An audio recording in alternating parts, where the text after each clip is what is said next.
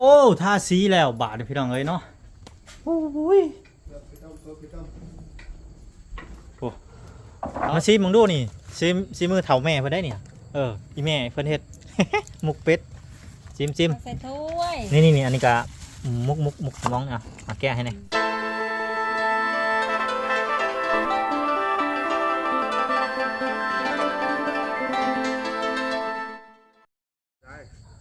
น้องพี่น้องในที่สุดก็มาฮอดจอดถึง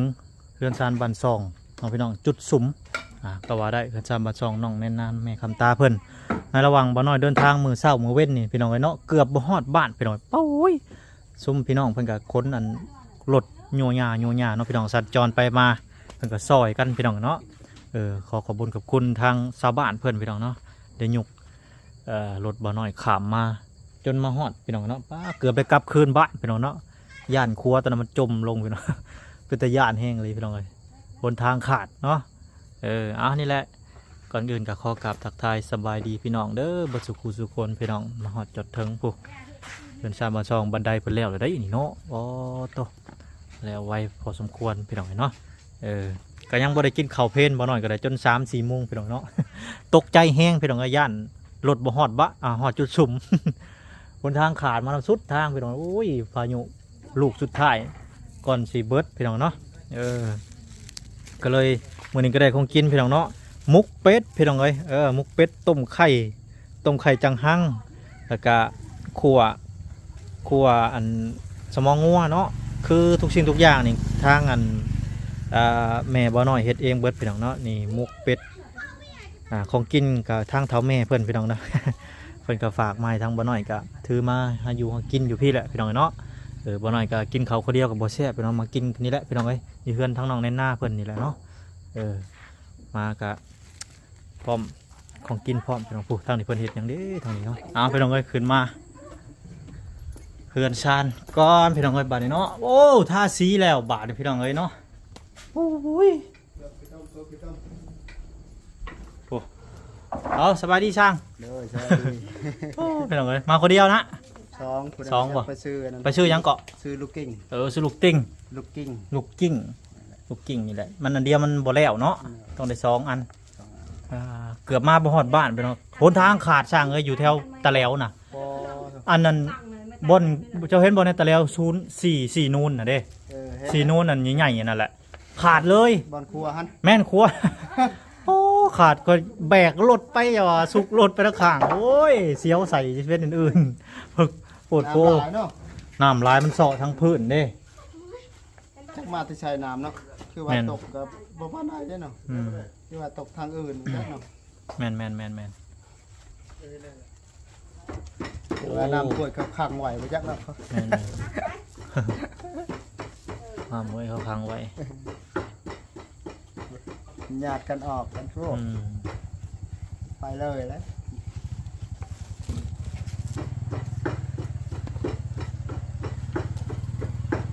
บัดได้นี่แล้วมือได้ช่างกันนี่บ่แม่นทาได้บ่บัดได้เฮ็ดแล้ววานนี่บ่วานนี้โอ้ไปได้ไฟใหม่มื้อน่ะนั่นบ่แม่นไม่นะเพื่อนพี่น้องบ่เพื่อนพี่น้องโอ้เพื่อนพี่น้องทางสร้างพี่น้องเนาะว่าอยู่บัดมื้อนี้สร้างคือบ่มาว่ามื้อนะฮะบ่แล้วไฟใหม่พี่น้องตะคนเอาเนาะคือมูลค่าทรัพย์สินเบิดเท่าไหร่น่ะฮะเงินคือว่าเราว่า100ป้ายโธ่100ปลายล้าน2 เซน3 เซนบาทนี่จักบาทว่าได้คำบาท4 บาท4 บาทเป็น2 เซน3 เซนเปื่อยไปเลยเนาะเซนนึงทรัพย์สินนี่ได้ยังแหน่มานี่เบิดเลยบ่มียังเลยนับแต่นะเครื่องขาเครื่องนั้นจะอยู่ตลาดก็หมดเลยเนาะแบบนี้บัดนี้สิไปอยู่ใช้อยู่หน้าแล้วบัดนี้เนาะอยู่หน้าแล้วอยู่กบดันอยู่หน้าไปถ่าหาเงินได้มาอยู่บ้านใหม่พี่น้องผมสาดมอนนี่เบิดเพียงตอกต้องโผล่ออกหน้าเด้โอ้ออกหน้าเบิดเลยวันนี้สาเหตุไฟใหม่ได้ไปได้สั่งเพราะว่าย้อนตู้เย็นนี่แหละตู้เย็นละลายนะมันมีสายไฟนะสายไฟมันเปื่อยสายไฟมันเปื่อย สอดแตกต่ำๆเลยเนาะ เออ ตุ่มต่ำตุ่มต่ำตุ่มต่ำมันก็ใหม่เลยพี่น้องไอ้บ้านน้ำกับบ่มีเนาะแถวเขตใกล้ๆดับบ่ทัน บ่ทันแล้วมันไม่แต่ทางนึ่งเช้ามากก่อนซื้อท่านหันมันมีอันนั้นน้ำมันเด้มันก็ตั้งห้านอยู่ลุม โอ้ยเป็นห่านเนาะ เป็น แต่พอแล้วมันจังไว น้ำมันน้ำหมอกไปอยู่ในห้านหมด แต่สั่งกระส่วนครบสุดพี่น้อง เออ จักลิตรเนาะเนี่ยฮะเนาะหลายเติบ เป็นลายเด้2-3ตุกเลย ต่อผู้ดีเป็นเสื้อเพิงเลยพี่น้องเอ้ย เชื่อไว้แล้ว ผู้ดีเป็นเสื้อเพิงพี่น้องเอ้ย พอดีอ้อยมันขึ้นเลย ต่อพี่น้องเอ้ยเนาะ เรือยังเลย เหลือหยัง หมด ก็เอาไม้ตั้งโต๊ะไม้พี่น้องเอ้ยเพื่อให้อยู่หน้าผู้ใดกบดันอยู่หน้ามีพี่น้องเพิ่นกับบริจาคศาสตร์มอนอยู่บ่ แม่น แต่ละคนพี่น้องเอ้ยเห็นอยู่เพิ่นคนไฟใหม่ ท่านไปเลยได้ไปมื้อนั้นบ่ได้ไปจ้ะ บ่เป็นหยังบ่เป็นหยัง ไปน้ำลังให้ อืม บ่เห็นอยู่หน้าแต่น้ำอยู่ท่านบ่เห็นอยู่บ้านน้ำอยู่หน้าบ่ได้ไปซอยเพิ่น ท่านไปมื้อนั้นก็รวม วางเวียกผู้ใดจะไปจอบเพิ่นเนาะโอเคไปสร้างลูกกินข้าวนํกันไป โอเค ทางบ่น้อยหิวข้าวเลยพี่น้องไปหากินข้าวกินน้ำก็เด้อบาดนี้หิวข้าวหิวน้ำตาลุงตาลายแล้วบาดนี้ลืมสบายดีทางแม่เพิ่นเนาะสบายดีทางแม่ครับตาแล้วก็น้องนายนาสบายดีโอเคมื้อนี้วันหยังบ่ได้ไปโรงเรียนบ่ ไป ไปจักโมงเลยนี่ลง 3-4 โมงเลยนี่เนาะบ่หน่อยลงมือลงวันเวลาเลยได้บาดนี้เริ่มเลยได้พี่น้องเอ้ยเริ่มแล้วบ่สบายพี่น้องเมืองกบดันกับปุ้ยเจ็บมาไข้หลังพี่น้องเอ้ย เคยเป็นนิ่วให้ทางแม่เพิ่นแต่งผ้าขาวใส่มุกเป็ดพี่น้องเอ้ยอันนี้ก็ตำเมี่ยงกินข้าวนำกันนี่มากินข้าวเพลนบ่น้อยจนค่ำพี่น้องเฉพาะแล้วจังลงหน้าลงหลังสมองบ่เดินเลยพี่น้องเอ้ย ตกใจแห้งคนทางขาดยันมาบ่ได้ ทางมาเนาะ แม่นอย่าบ่มีทางมาเป็นบ้าไปเลยบ่นั้นก็ลงมือลงวันไปแล้วบัดนี้มากินข้าวนำกันมาซิมึงดูนี่ซิมือเฒ่าแม่เพิ่นได้เนี่ยอีแม่เพิ่นเฮ็ด มุกเป็ดซิม ใส่ถ้วย นี่อันนี้ก็มุกสมองแก้ให้หน่อยมือเดียวกินข้าวพี่น้องเอ้ย ให้สิกินข้าวไปต่อ อืม อย่าปาก ทางนั้นนะเพิ่นว่าจะปาก มากินเบื้องนั้น แซ่บตำเมี่ยงก็แซ่บเด้อ ได้ไปอีกแจวก่อน ยอดมึงก็บอกทีนึงสุดยอดเขากันคูลูอยู่บ้านมันเดินทางเด้อลงมาม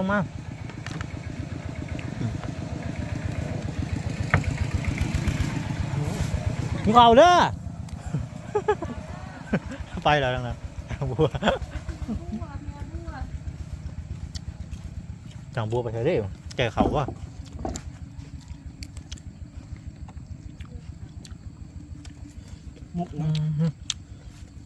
มุกเป็ดบ่พอน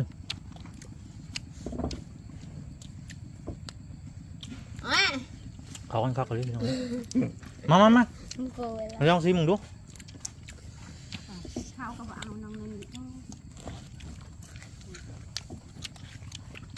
ยิ้วเขาแห้งพี่น้องมาเด้อ เก็บข้าวไปดิไม่พอเขา เอากินบ้าง เด้อบัวย้อย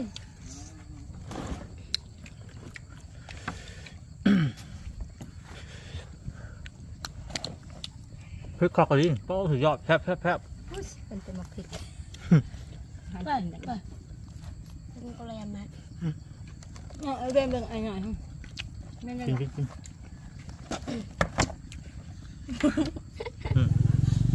ไข่จังห้างพี่น้องนี่ออกมาแล้วบุ้งจะบ่เป็นลูกเนาะบางคนก็มักเป็นลูกเลย เป็นลูกห้าจัด นั่น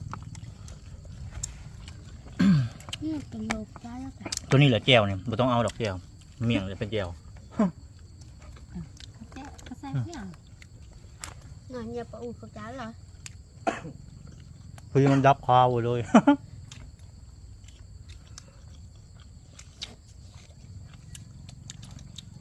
ไข่จังห้างเลือดนั่นแหละ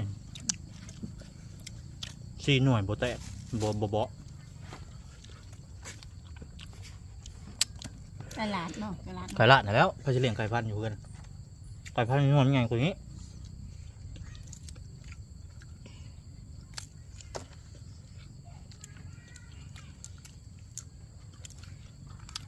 ก็มาดาวเถอะ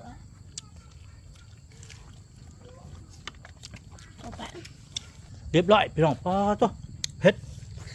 แซ่บทั้งแซ่บทั้งเผ็ด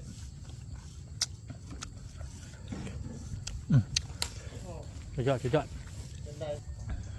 สั่งเป็นกระซื้อลูกกิ่งมาแล้วสั่งก็มาแล้วแต่ซื้อลูกกิ่งพี่น้องเนาะอันนะสีนี่เป็นอันทางไผ่ซื้อมา พายบ่หลา บลาบ่ โดย ชีวิตว่าสิคืนเพื่อนอย่างท่าสีน้ำลังบัดนงบทางบลาเพิ่นก็มาแล้วเนาะทาไปเลยก็ยังอีกจังมื้อนี่มาวันยังมื้อนี่ฮะ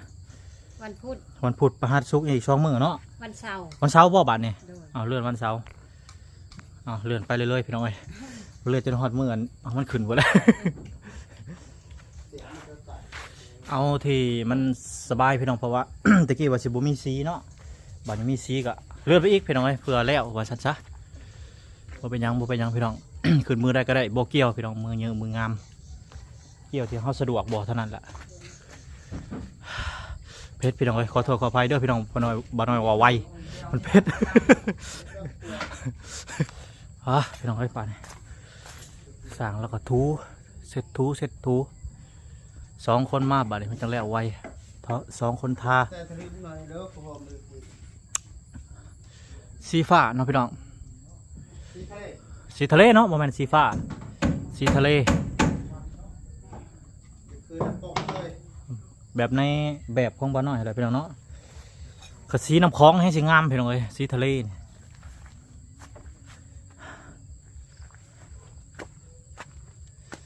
ว้าวตัวเขาแม่นอยู่ในตึกนี่คนนั่นสีใส่สลิงเนาะอันนี้บ่มีสลิงพี่น้อง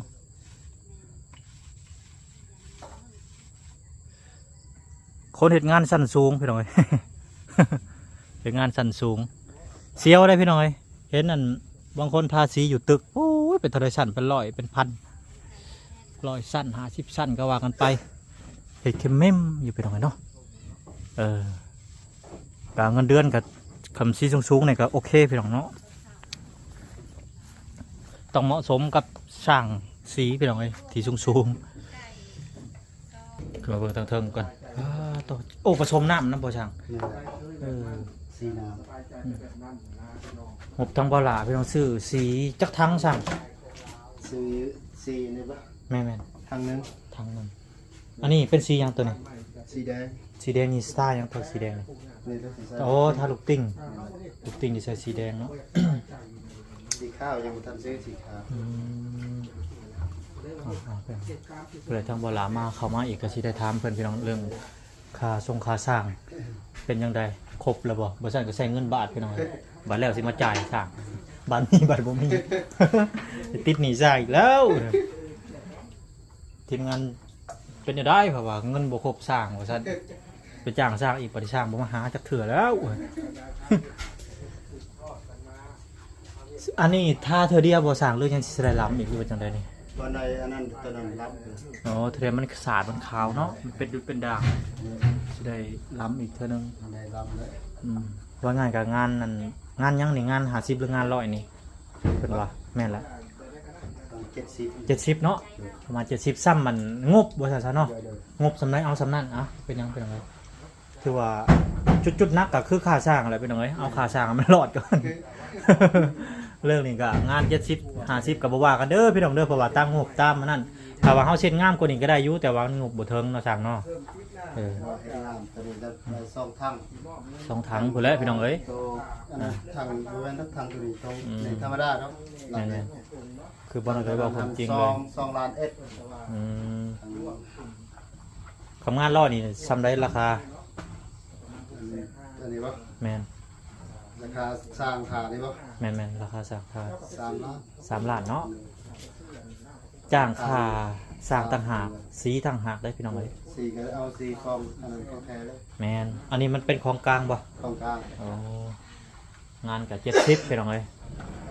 รอท่าเบิ่งว่าสุดท้ายพุ่นแหละพี่น้องเอ้ยมันสิงามซำใด 600,000ก็มีทำ อ๋อ มันบ่นั่นบ่คือตัวนี้ บ่คือเนาะอันนี้ทั้งเท่าไหร่ตัวนี้ ตัวนี้หันล้านเอ็ด โอ้ ตัวนั้นก็เท่าไหร่650,000บ่ตัวนี้คือกัน เตอ600,000นี่มันก็ทาแล้วมันจะหมอกมันบ่ แม่น มาหมอกแล้วก็มันเฮยเนาะมันตายสีตายว่าซั่นซะ สีมัน มัน จาง เศร้าไปเลยได้พี่น้องเอ้ยมันหมอกขาวจางก็ซ้ำเฮ็ดซ้ำเงินนั่นแหละพี่น้องเอ้ย ทำนี่กันไหม อ่า ว่าได้เลย เดี๋ยวโอเคแหละพี่น้องมีสีกันอันน้ำฝนแดดแล้วคือว่ามีแห้งปลาไหลเติบบ่น้อยคิดว่าสิบ่มีฮอดสีผม คิดว่าเอามุกขาสร้างซะก่อนว่าซั่นจริงๆแล้วอ่ะเฮือนนี่เฮ็ดงามสำใดก็ได้พี่น้องตามแต่ว่างบเฮาหั่นแหละพี่น้องเอ้ยเนาะจักสิว่าจังไดบ่น้อยก็ได้สำนี้ก็ถือว่าโอเค FC เพิ่นว่าคักเพิ่นว่าเพราะว่าอันแบบของบ่น้อยนี่แบบว่ามันมุงในตู้มันเองเด้ แม่น อันนี้อ่ะเฮาบ่ได้เฮ็ดหยังมากมายออกไปอีก ฝนตก ฝนตก มื้อนั้นครับบ่ได้เข้าเลย บ่เข้าอันนั้นเฮายังเฮ็ดทรายค่ายอยู่เนาะสร้างเนาะอันนี้มันอยู่ในตัวมันเองเด้ FC ก็โอ้คักแล้วบ่ได้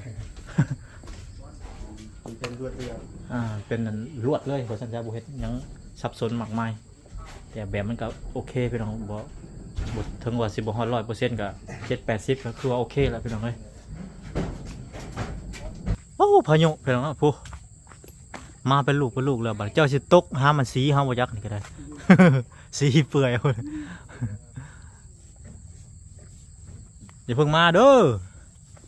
ปานสิบอกฟังความกันนั่นพี่น้องนะสรุปแล้วมื้อนี้ก็ถือว่าทางสร้างบรรทัดสีพี่น้องเอ้ยแล้วก็ปรึกษาหารือกันสิขึ้นวันเสาร์ว่าซั่นซะเนาะ3ทาสีแล้วแม่นเฮือนแม่นเฮือนแม่นข้าวของทุกสิ่งทุกอย่างจัดแจงเนาะบ่ว่าสิเอาเป็ดไก่บ่หรือว่าจังใดตกลงหารือกันเอาน้ำจักตุกเท่านั้นจักตุกเนาะบ่น้อยก็มีงบอยู่500,000เนาะพี่น้องมีงบอยู่500,000เอาไว้ซื้อของอยู่ของกินบ่หรือว่าสมทบจังซั่นจังซี่เนาะก็จั่วๆอันซอยคนละไม้คนละมือคนละเล็กคนละหน่อยพี่น้องเนาะโอเคน้องพี่น้องสรุปเรื่องแล้วก็พูดแล้วมาฮอดมือมันจังว่ากันใหม่พี่น้องเนาะสำหรับคลิปนี้ทางบ่น้อยก็สิขอตัวลำลาพ่อแม่พี่น้องกันไปก่อนพี่น้องเนาะก็บ่ฮู้เนาะว่าบ่น้อยสิไปเข้าไปอัปเดตทางอันน้องตุ้ยบ่เพราะว่าน้องตุ้ยก็แล้วเฮือนแล้วซ่านแล้วเนาะเพราะว่าพายุก็สิมาบางทีก็สินี่แหละพี่น้องเนาะเจ้าจงเค็ดนี่ก่อนว่าจะหามาแล้วมันทั่วก่อนเนาะผูกพี่น้องไว้ผูกโตฮือห่ามาแล้วพี่น้องเนาะโอเคสำหรับพี่น้องพบกันอีพีหน้าสำหรับอีพีนี้ขอกล่าวคำว่าสบายดีพี่น้องสบายดี